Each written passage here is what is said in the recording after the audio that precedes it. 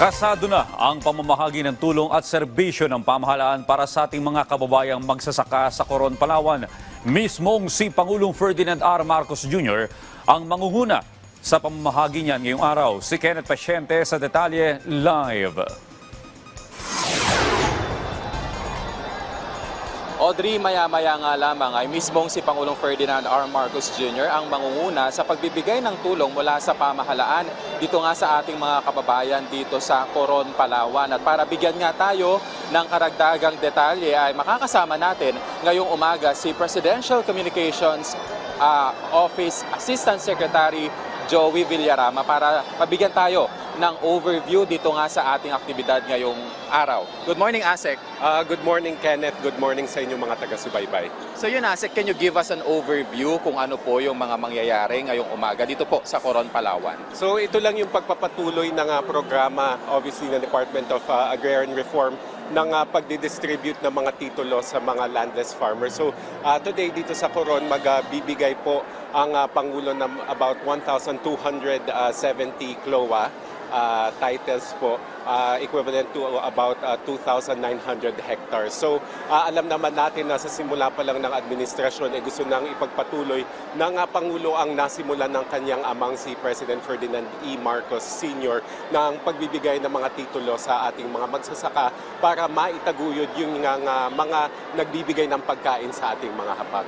So I understand din ito rin yung paraan ng pamahalaan para yung para sa food security nga po na laging ipinupunto ng pamahalaan. Opo, kasi ang issue talaga natin dito sa Pilipinas is marami tayong mga magsasaka na willing mag-cultivate ng lands pero hindi kanila yung mga sinasakahan nila. So kapag napunta na sa kanila yung mga sakahan, mas magiging productive sila. And obviously, kapag mas productive ang ating mga magsasaka, nakakaambag ito sa ating pansiguridad sa pagkain. Sir, paano ba natin napili o paano napili itong mga beneficiary na ito at meron po ba tayong specific kung gaano kalawak kada ARB yung lupang may bibigay po sa kanila? Depende yan dun sa lugar, no? Pero the basic criteria is dapat tenant o landless farmer dun sa barangay o sa lugar na pagbibigyan ng titulo, obviously Filipino citizen, at syempre dapat may kakayahan siya para payabungin yung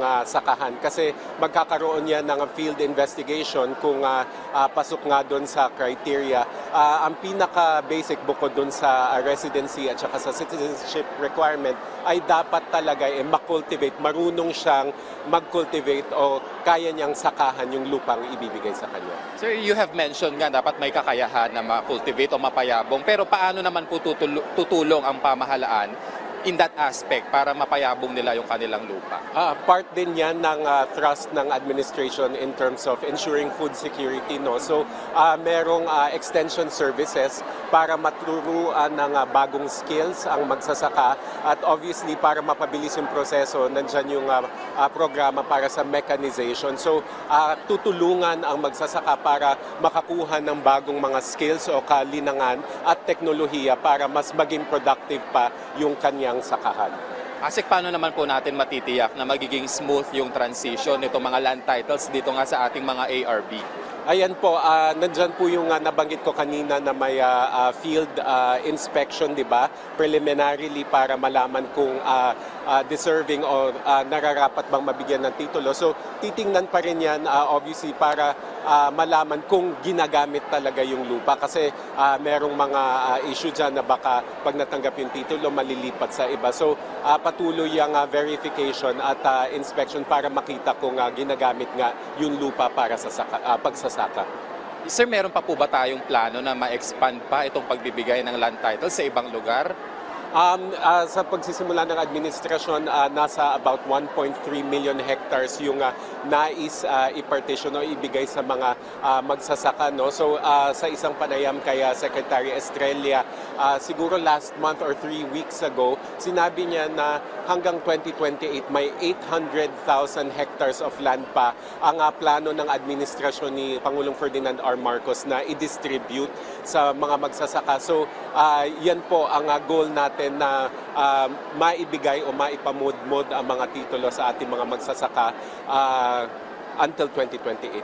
Yes. Sir. So yun sir, mensahe nyo na lamang po sa ating mga magsasaka patungkol pa sa mga programa ng pamahalaan para sa kanila. Opo, bahagi po ng prioridad ng Pangulo, nabanggit natin Kenneth, ay yung food security. Pero paano natin ma-ensure yung food security? Kailangan po mabigyan natin ng suporta ang ating mga magsasaka. So ang pagbibigay po ng titulo at ang pagbubukas o pagto-turnover ng farm to market roads na pasisinayaan o ito-turnover din ngayon ay isa lamang sa mga major projects o priorities ng ating Pangulo para po talaga masuportahan ng ating mga magsasaka.